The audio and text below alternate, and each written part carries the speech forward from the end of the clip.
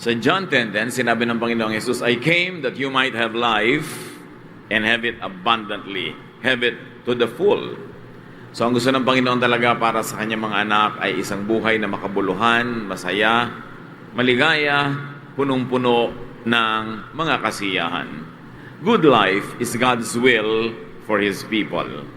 Kaya isa sa mga talagang kahulugan ng paghahanap sa will of God is to have a good life. To have a good life is not something people should feel guilty about. In fact, it is a high act of worship because it is God's will for us. 10 steps to a good life. 10 mga hakbang para ang buhay natin ay lalong mapabuti at sa ating matamasa ang lahat ng magagandang pagpapalang inilaan ng Panginoon para sa atin. Salamat, Panginoon, dahil ito po ang gusto nyo para sa amin, a good life. Teach us. Teach us how to maximize the goodness, your goodness in our lives. Lead us, Father. As we gather before you, may you forgive us our sins, cleanse us, enable us to understand your message. Lead us. Be our speaker. In the name of Jesus, we pray with thanksgiving. Amen. Pag may sinabi natin a good life, we should minimize disadvantages, especially sickness. We should maximize advantages, especially health, and do the most good. That should be a life well lived. Eat sensibly. Isang step natin to a good life, kailangan matalino tayo sa pagkain. Because you are what you eat. Kahit ano ang ilagay natin sa loob ng ating bibig, nguyain at lunukin, magiging bahagi ng ating katawan, ng ating kalusugan, o magiging sanhi ng ating sakit. When to eat is very important. Ecclesiastes 10:17, Blessed is the land whose king is of noble birth, and whose princes eat at a proper time for strength. So hindi kain na lang ng kain kahit kailan na lang mayroong tamang oras. At yung mga nag-aaral ng metabolism ng katawan ng tao, sinasabi talagang dapat mayroong regular time to eat. Whenever possible. And what do we eat? Sa kasimula pa lang, sabi sa Genesis 1:29, then God said, I give you every seed-bearing plant on the face of the whole earth, and every tree that has fruit with seed in it. They will be yours for food. Sa simula, ang original intention, ang gustong kainin ng Diyos ng mga tao ay halaman. Mga bahagi ng halaman, gulay, dahon, prutas. Kaya sila Daniel, nung sila ay gustong bigyan ng pagsubok, nung sila ay binihag sa Babylon, sabi ni Daniel sa kanyang tagabantay, Daniel 1:11-12, Daniel then said to the guard, Please test your servants for 10 days. Give us nothing but vegetables to eat and water to drink. Very sensible. Kasi kung ano ipapakain sa kanila na pagkain ng royal household, sabi nito mga bihag na Israelita, ang ipakain niya lang sa amin ay gulay, ang ipainom niya lang ay tubig, huwag na yung mga kung ano-anong inumin from the king's table. Hindi siguro may conviction ang lahat ng tao, kaya hindi kaya ng lahat ng tao na maging ganito ka-strict sa diet. Pero alam natin, when you have a choice, what is a better choice to eat? Pag may kaharap kayong mga pagkain sa mesa, alam nyo kung alin ang mas mabuti talaga sa katawan, kahit sa Biblia, yun ang sinasabi. Kahit yung mga health buffs, yan ang sinasabi. When you have a choice, importante, at inumin na lang daw tubig. Hindi ko ano-anong mga punong-puno ng mga sugar na mga iniinom, punong-puno ng alcohol, punong-puno ng kulay, mga soda, etc., etc., na nakakapag-increase ng blood sugar.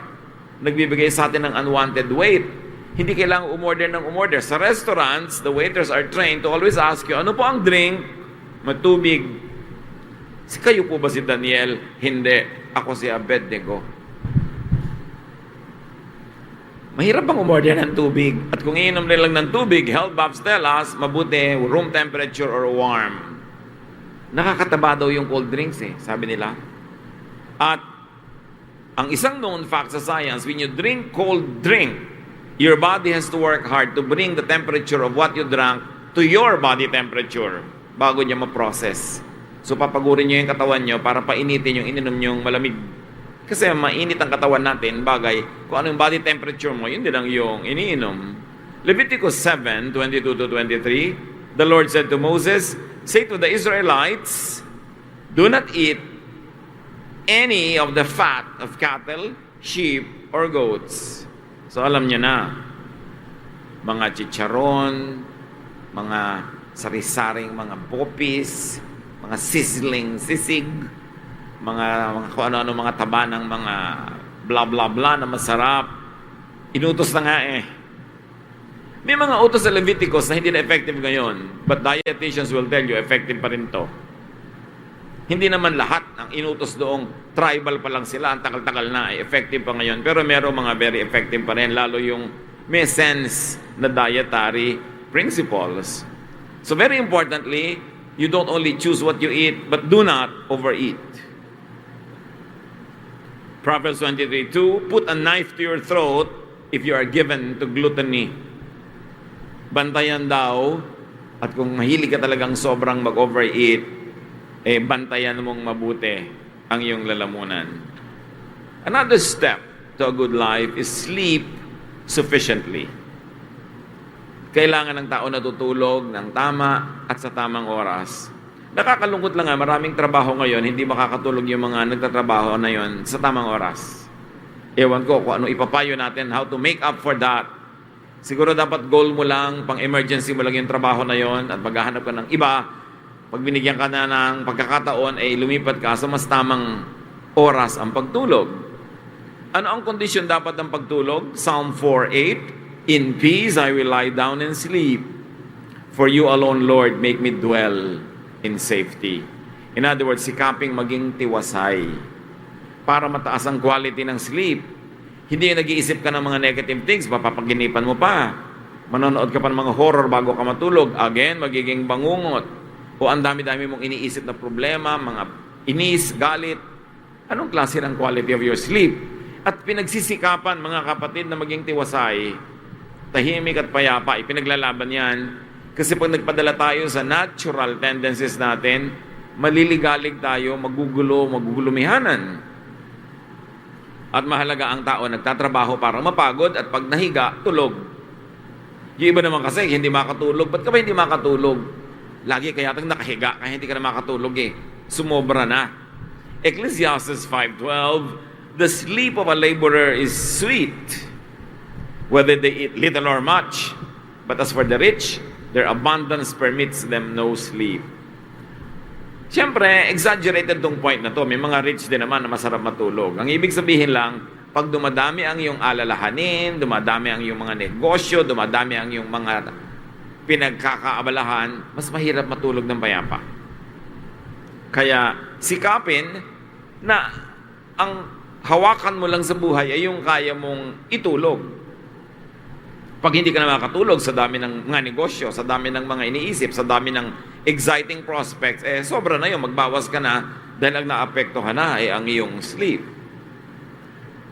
To sleep peacefully is to sleep without cares. Kaya dapat pagod. Sleep early. Kailangan na matutulog ang tao na maaga hanggat pwede. Sinasabi ng mga health advocates, it's best to sleep before or by 10 p.m. No? Kasi meron daw mga body organs tayo na nakakapahinga lang pagka maagang natutulog ang tao. At pag hindi ka nakatulog sa ganung oras, hindi nakapahinga yung body organ mo yan that night. Bukas na uli siya may chance bumawi. Kung nagpuyat ka na naman, kaya napapansin nyo, ang mga lagi nagpupuyat, malakas tumanda. Mabilis pumangit ang pagpupuyat. Kasi talagang hinahanap ng katawan ng tulog at tulog na nasa tamang oras. Sleep early, but do not oversleep. Pagka lagi kang tulog ng tulog, lagi ka rin aantukin. Cyclical. Proverbs 20:13, do not love sleep or you will grow poor. Stay awake and you will have food to spare. So hindi yung lagi nakatungangan, nakatihaya, tulog ng tulog, hindi kumikita, tapos gastos ng gastos, tapos kain ng kain. Ano mangyayari sa iyo sa buhay? Kaya kailangan enough sleep, enough work. How else do you have a good life? Think creatively. Kailangan quality ang ating iniisip, quality ang ating trabaho, quality ang mga ginagawa. Proverbs 22:29, do you see someone skilled in their work? They will serve before kings. They will not serve before officials of low rank.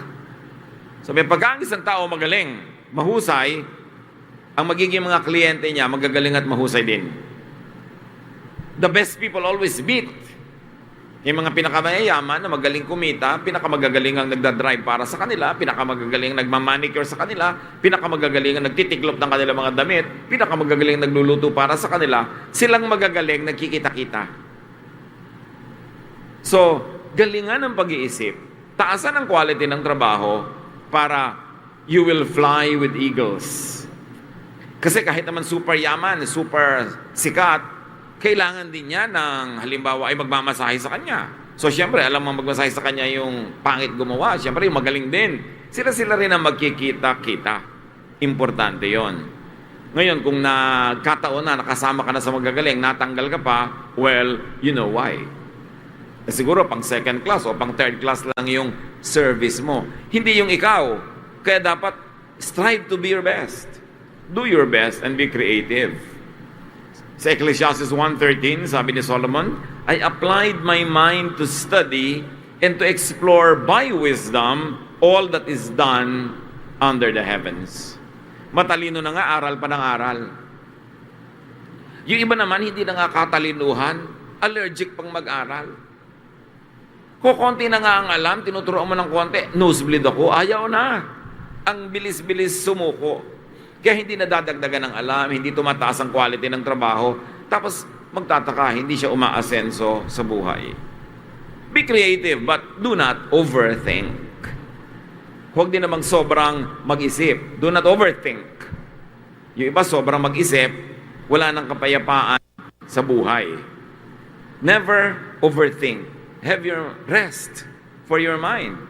Sabi ng Philippians 4:6, do not be anxious about anything.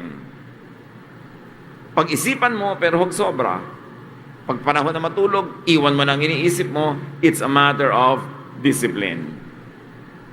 At maraming mga hiwaga ang buhay, na hayaan nyo na lang manatiling hiwaga. Kaiisip mo, hindi mo rin naman maisip. Sabi sa Ecclesiastes 12:12, much study wearies the body. Nakakatuyo ng katawan, nakakatigang, nakakapagod ang sobrang pag-iisip at pag-aaral. And sometimes it is best applied in things that pertain to God. Sometimes the best theology is silence. Maraming mga bagay na hindi abot ng isip ng tao. Meron namang abot, yun ang abutin, pero yung mga hindi maabot, huwag nang pagpilitan. Live it to God's mystery. Hindi naman kaya talagang lutasin ng tao ang lahat ng tanong niya tungkol sa Diyos. Kaya mapapagod ka lang, kuminsan hihina lang yung pananalig, makakagulo ka lang sa iba. Kung ayaw mong tingilan ng kaiisip ang lahat ng kabusisian mo na gusto mong maintindihan tungkol sa Diyos.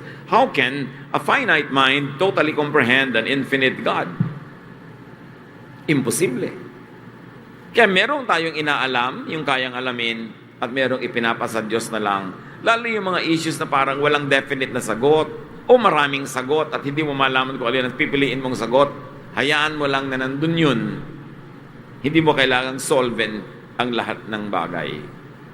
Another step to a good life is to work patiently. While you think and work creatively, you also have to work patiently. Malaki ang pagtitiyaga na kailangan para makapagtrabaho at kumita at para umasenso. Proverbs 14:23, all hard work brings a profit, but mere talk leads only to poverty. Pagka daldal lang ng daldal, walang kita doon. Pero sabi, basta pinaghirapan mo, makakatiya ka, may kikitain ka dyan. Kundi man agad-agad, nagkakaroon ka ng economic foundation, nakaka-create ka ng image, and sa mga business, nagkakaroon ka ng mga contacts, may bunga ang mabuting pagtatanim. Proverbs 12:24, diligent hands will rule, but laziness ends in forced labor. Marami nagrereklamo.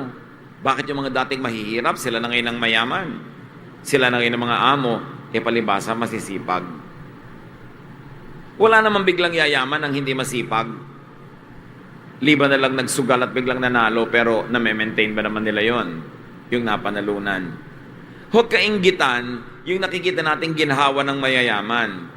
balikan, sundan ang landas na tinahak nila kung paano sila nakarating doon. Kung ano mga hirap ang kanilang mga dinanas at anong pagtsatsaga ang kanilang dinaanan. Pagka talaga masipag ka, magiging ending ikaw ang amo. Pag tamad ka, hindi ka creative, walang kwenta ang ginagawa mo, habang panahon na utos-utosan ka na lang.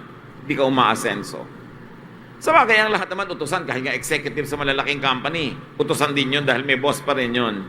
Pero ang mahalaga, umaangat naman yung lagay mo sa buhay at mas iginagalang ka naman ang habang nagtatrabaho. Wala namang taong walang amo. Di ba kahit nga presidente ng bansa may boss? Ganun talaga. Pero ang point, umaasenso ka ba? Dumadami ba ang naiuwi mo na profit from your labor? It's important to work creatively and to work patiently and to work well. It is a ticket to good life. Good life is not something that falls from heaven. It is earned. And behave decently if you're going to have a good life.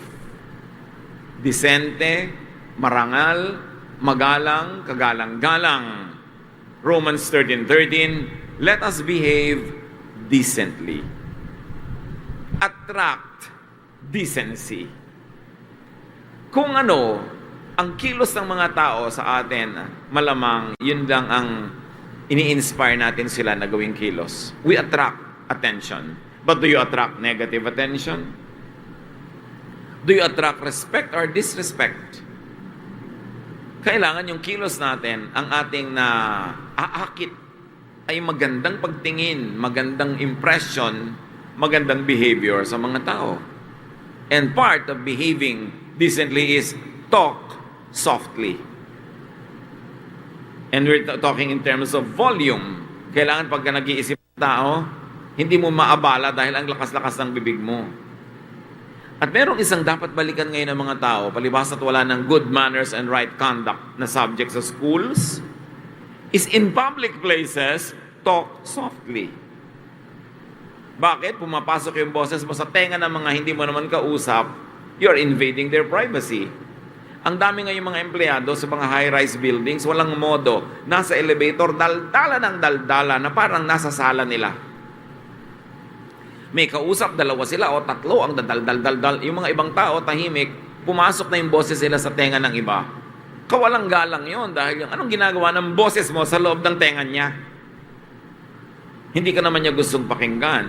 Kaya mga dissenting tao, pag nag-uusap sa elevator, pabulong, or sandali lang naman yun, liban na lang 300 floors yung aakyatin mo, mano bang manahimik ka na lang muna, mamaya ka na magsalita.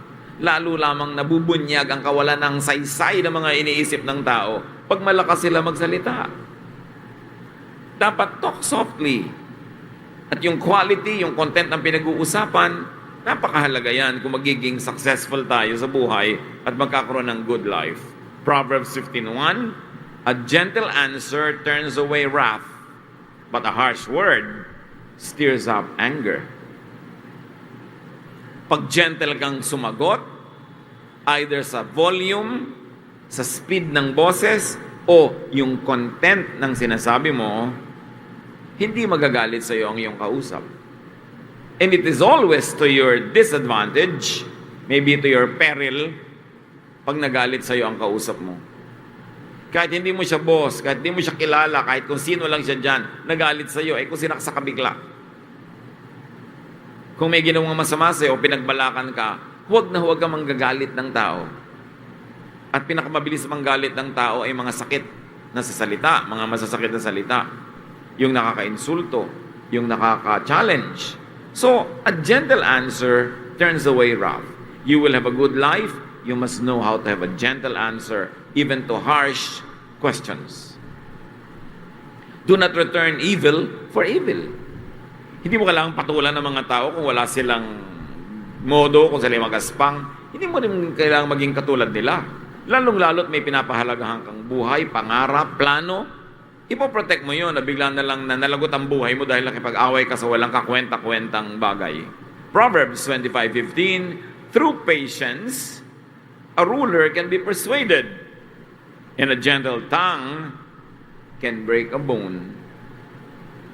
Pag daw magaling kang magsalita, maayos kang magkohorte ng iyong dila, kahit mga pinuno, kahit mga leaders, kahit mga mahala, ay pwede mong mahikayat na isipin o gawin ang ipinapaisip o ipinapagawa mo sa kanila.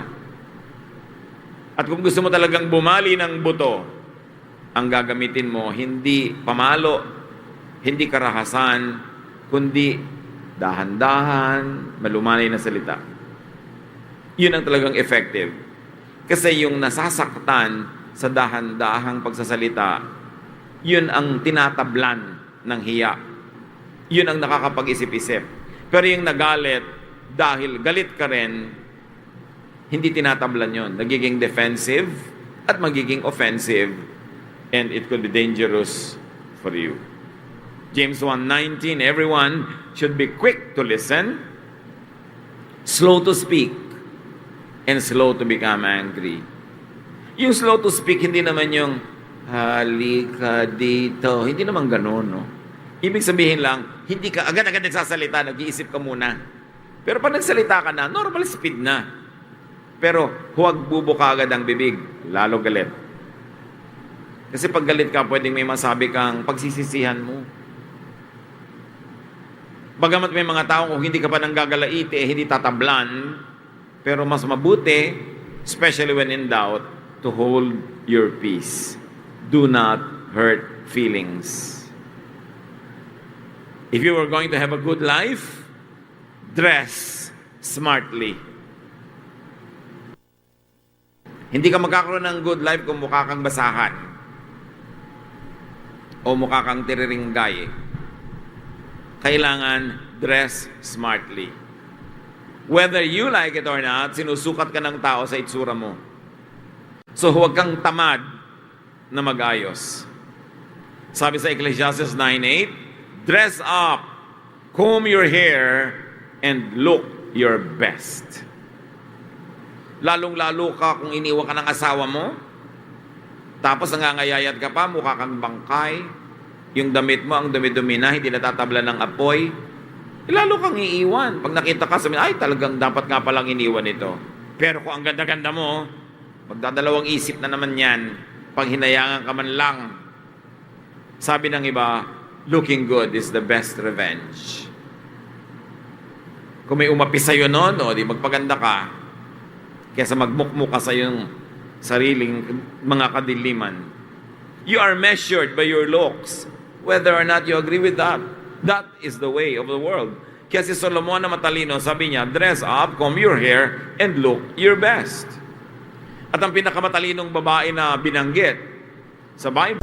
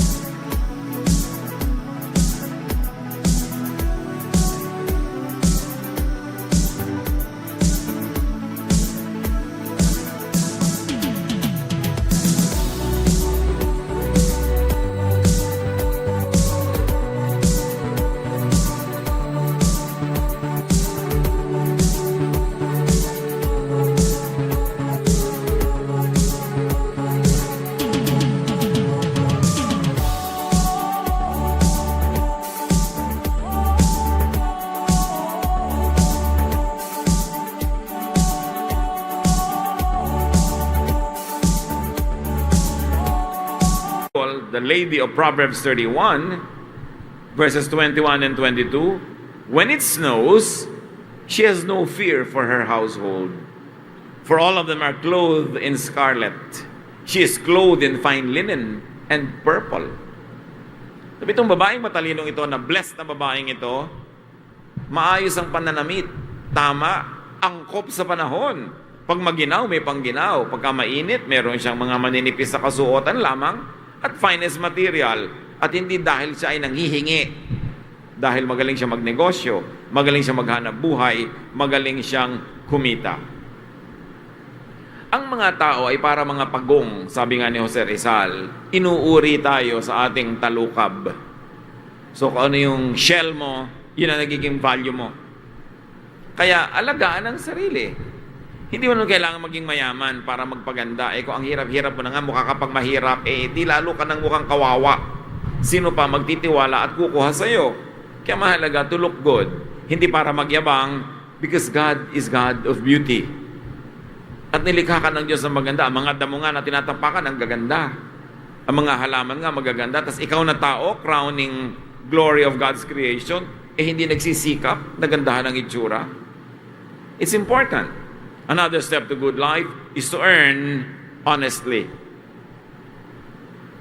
Kailangan ng tao kumikita ng matapat at malinis. Liban na lang kay sobrang bata pa, o sobrang tanda na, o sobrang may sakit, dapat ang tao kumikita. Dapat kinikita mo ang iyong ginagastos. Hindi mo iniaasa sa iba. That is how to have a good life, not at the expense of others. Sa Acts 20, 33 to 34, sabi ni Paul, who was a missionary, I have not coveted anyone's silver or gold or clothing. You yourselves know that these hands of mine have supplied my own needs and the needs of my companions. Bagamat ang mga lingkod ng Diyos ay entitled to the support of the people that they serve, sabi ni Pablo, bagamat entitled ako dyan, nagtrabaho pa rin ako. Pinaghirapan ko pa rin at kinikita ang ginagastos ko at ng aking mga kasamahan. Siya na nga na entitled na sa support ng mga tao, nagtatrabaho pa. Ano pa yung iba? Proverbs 13:11, dishonest money dwindles away, but whoever gathers money little by little makes it grow. So yung mga biglang yaman na mali ang paraan, easy money, nawawala din agad. Sabi, pero pag pinaghihirapan mo, buong ayos mong ipinupundar ang iyong kabuhayan, magtatagal yon. Kasi yung pinaghihirapang income, minamahal, pinagmamalasakitan. Pero yung easy money, tinatapon din ng ganun-ganun lang. Kasi napakadali namang kitain. Very importantly, earn more than you need. Dapat ang tao kumikita para sa kanyang pangangailangan. Again, liban na lang kung sobrang bata pa, sobrang matanda na, sobrang may sakit, or inaalat lang sa mga panakanakang panahon. Kahit naman magaling ka, kung minsan wala kang kita, minsan ang negosyo mo hindi nagkiklik, aasa ka sa iba, pero paminsan-minsan, hindi yung habang panahon ka nakadagan sa iyong kapwa. But it's not only just earning, but you should earn more than you need. Goal ng tao dapat na makadiyos, hindi lang kumita, kundi kumita ng higit sa kanyang pangangailangan para siya may sobra at maibigay niya sa mga hindi kumikita dahil sobrang bata, sobrang matanda, sobrang may sakit, o sobrang inaalat. Ephesians 4:28, anyone who has been stealing must steal no longer, but must work, doing something useful with their own hands, that they may have something to share with those in need. Goal ng mga anak ng Diyos na kumita ng higit-higit sa kanyang kailangan para meron siyang sobra na pwedeng maipangtulong sa iba. Maibigay sa mga dapat at kailangang tulungan. Kakambal niyan, if you're going to have a good life, spend wisely. Kailangan matalino ang tao sa paggastos. Hindi bulagsak. Isaiah 55:2, why spend money on what is not bread, and your labor on what does not satisfy? Natatandaan ko yung lola ko nung bata pa ako, minsan nasa isa kaming public place, tapos may nagtitinda sa kanya ng bubble gum. Lola, bubble gum. Sabi ng lola ko, bakit? Nakakabusog ba yan? It says a lot. Kasi sabi ng Isaiah 55:2, why spend money on what is not bread?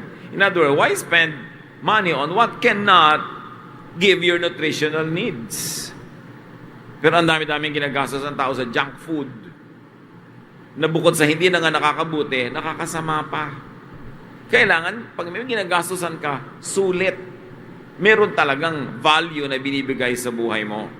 Proverbs 21:20, the wise store up choice food and olive oil, but fools gulp their own. So, wise ang pag-spend ng mga wise na tao.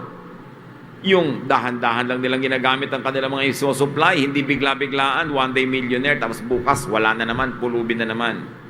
But they buy the best, although hindi nila inaaksaya. At may hiwaga pa ang spending wisely. Proverbs 11:24. One person gives freely, yet gains even more. Another withholds unduly, but comes to poverty. Siyasatin niyo ang verse na ito. Meron daw mga tao na napakaluwag magbigay, magpamigay, pero walang tigil ng balik sa kanya ang pagpapala at pasok ng pasok ang pagpapala sa kanyang buhay. Ibig sabihin, ang kanyang pagbibigay at pamimigay, ikinalulugod ng Diyos. Kaya pinapalitan, binibigyan siya ng marami para marami pa siyang maipamigay. Pero sabi, another person withholds unduly, but comes to poverty. Meron naman sobrang wais. Laging dapat siya ay lamang. Sobrang sweetik.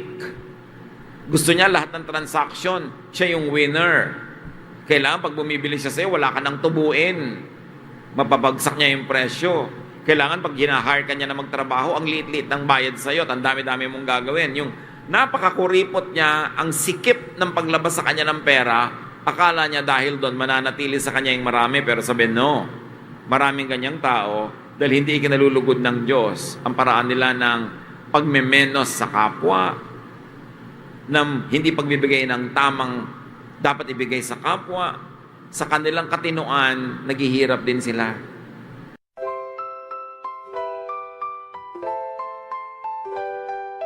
Lakefront breeze whispers your name.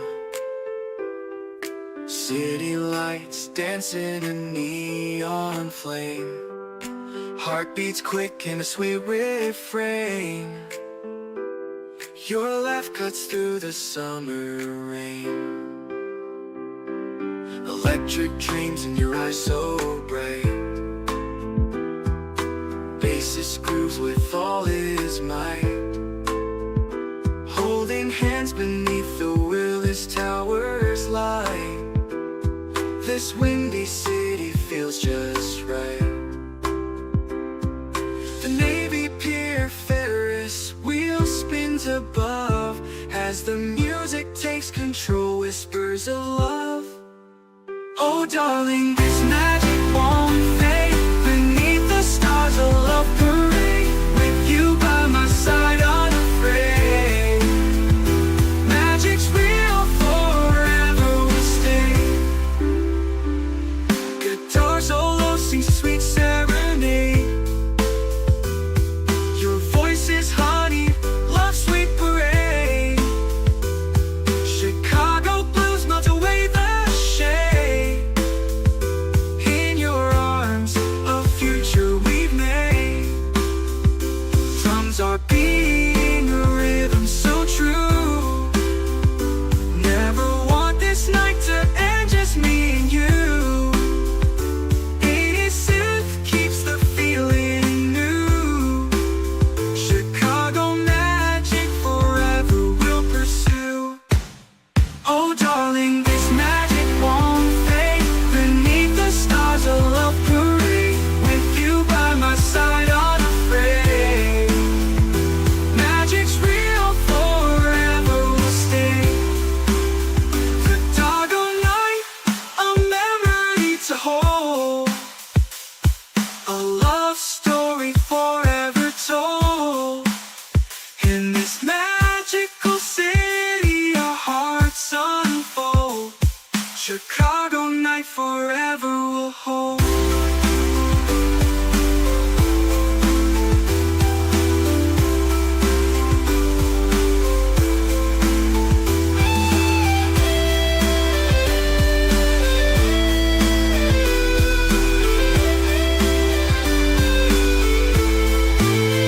Oh darling, this magic won't fade.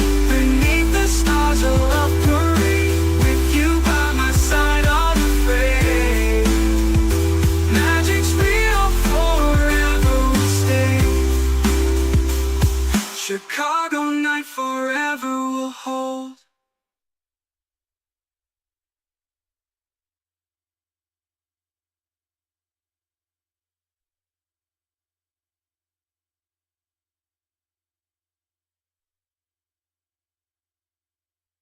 Sabihin ng mga kabalintunaan ng buhay, these are the ironies of life. Somebody could be so generous in giving and yet keeps on amassing great wealth because God is pleased. And somebody could be so wise, ang ending niya, wala rin. Kasi hindi nakakalugod sa Diyos ang sobra niyang panglalamang sa kapwa at kakuriputan. And another step to a good life, 10 lang naman yung pag-uusapan natin ngayon, marami pang iba. Save regularly and proportionately. Kailangan ng tao mag-impok. Kailangan mag-ipon ayon sa kanyang kinikita. Sabi ng iba, maganda daw na nai-save ng tao at least 10% ng gross income niya. Meron nakakasave pa more. Meron naman kulang na kulang. Pero yung ideal is that people should be able to save at least 10% of what they make. 1 Corinthians 16:2, on the first day of every week, each one of you should set aside a sum of money in keeping with your income, saving it up. Of course, this one, ang context nito is going to be donated to the needs of the church. But the idea applies to all other aspects of our lives, that there must be a regular, scheduled way to save. Kasi dumadating ang mga pangangailangan, hindi mo alam. Pagka zero balance ka o negative pa nga, paano kung biglang may dumating pang extra needs? Proverbs 10:5, he who gathers crops in summer is a prudent son, but he who sleeps during harvest is a disgraceful son. Ang tao daw na gumagawa ng pera, kumakayod ng income sa panahon na pwedeng kumita, ay mabuti. Kapuri-puri. Pero yung panahon ng pagtatrabaho, panahon para kumita, wala man lang ginawa para maghanap buhay, kahiya-hiya daw yung ganon. At syempre, pag in-extend natin sa buhay natin yung schedule na yan, summer could be the best years of your life, your youth. Na habang malakas ka pa, kumikita ka pa, dapat marami ka ng kitain at may maipon. Kasi hindi lahat ng oras sa iyong buhay ay ganon. Darating ang iyong pagtanda na hindi ka na malakas, o baka hindi ka pa katandaan, magkasakit ka, hindi ka na rin kumita, wala ka malang naipon, wala ka na isubi, wala kang mabuting naitanim sa puso ng kapwa, ano ngayon ang aasahan mo? Kaya mahalaga na tuwing may pagkakataon, tayo ay lumilikha ng income. With God's help, good life could be achieved, but it is earned and it is deserved. Enjoy a good life by living under godly, wise, and positive principles. God wants you comfortable. Gusto ng Panginoon ay maginhawa tayo sa buhay, higit pa sa pangangailangan ng ating tinatangkilik para meron tayong maibigay sa kapwa. But we've got to be wise. Make the most of time. Kailangan huwag magpalampas ng pagkakataon. At napakahalaga kung natin dadagdag, ang matitinong tao sa mga panahon na ito, dapat may mga insurance. Although, syempre, pinipili mo dahil baka ka ma-1, 2, 3, baka mapeke ka, matakbuhan, but with prudent choice, dapat may insurance ka. Sabi mo, wala na nga akong pera, mag-i-insurance pa. Mas wala kang pera, mas dapat may insurance ka. Kasi paano kung nagkasakit ka, na hospital ka? Mabuti kung may ibebenta kang kalabaw o bahay. Kung wala, anong gagawin mo? Mamamatay ka na lang unti-unti dahil hindi ka man lang makabili ng kailangan mong panggamot. Dapat ng tao may insurance. Sasabihin ng iba, ay, bahala na ang Diyos. Binigyan ka ng Diyos ng utak para ka mag-isip. Kasi maraming godly people na walang insurance, nagkakasakit din at namamatay sa sakit. Hindi naman sila pinaghihimalaan. Kailangan mag-isip ka. At yun ang himala na yung utak na binigay sa ng Diyos, ginamit mo para sa panahon na pwede kang magsikhay, pwede kang kumuha ng insurance, kinukuha mo na para pag dumating ang panahon na kailangan mo, meron. But remember, kailangan matalino ka sa pagpili kasi maraming fly by night. Hindi pala mapagkakatiwalaan. But when there are rats in the ship, don't sink the ship. Just kill the rats. So kung may mga fake, mag-isip ka lang, pero hindi ibig sabihin, baliwala na yung buong industriya na yon. It's important. At ang insurance din natin are hearts of people who love us. People that we help in times that we can help. Sino nakakapagsabi kung darating ang panahon, ikaw naman ang mga ngailangan? Huwag kang laging wise. Walang may in love sa'yo. Walang magmamahal sa'yo. Lalo kung alam na alam nila na winawisan mo sila. Naghihintay lang sila ng pagkakataon na mabilat-bilatan ka dahil ikaw ay, ginantihan ka ng buhay. Importante, mabait tayo, generous, wise, nagsisave. And when you look good, you earn more. Pag kami mga nag-a-apply sa trabaho, ang kinukuha na nila, kung pare-pareho lang yung skill, the one who looks better. At hindi lang yung natural ganda ang pinag-uusapan, yung damit pananamit mo, yung pagdadala mo ng sarili, that you talk well and sensibly, very important. Hindi gusto ng Diyos na tayo magikahos. Hindi niya gusto magdusa tayo, pero kailangan tayo makipag-cooperate. We must use the brain that God gave us so that we could get the most out of life and give the most to life. Dear God, we thank you that you're interested in our lives. Hanggang kaliit-liit ang mga bagay na ganito, meron pang turo sa Biblia. Turuan mo kami, Lord, pahalagahan ang mga pinag-aralan ngayon, maipamuhay, at sa mga bahagi ng aming pang-araw-araw na buhay na ito'y nagaganap na, salamat po. May you teach us how to even improve. Lead us. Teach us so we can have a good life, and when enjoying a good life, we can help others also have better lives. Pagbulay-bulayan natin mga kapatid, ang mga kahulugan nito sa ating practical na buhay.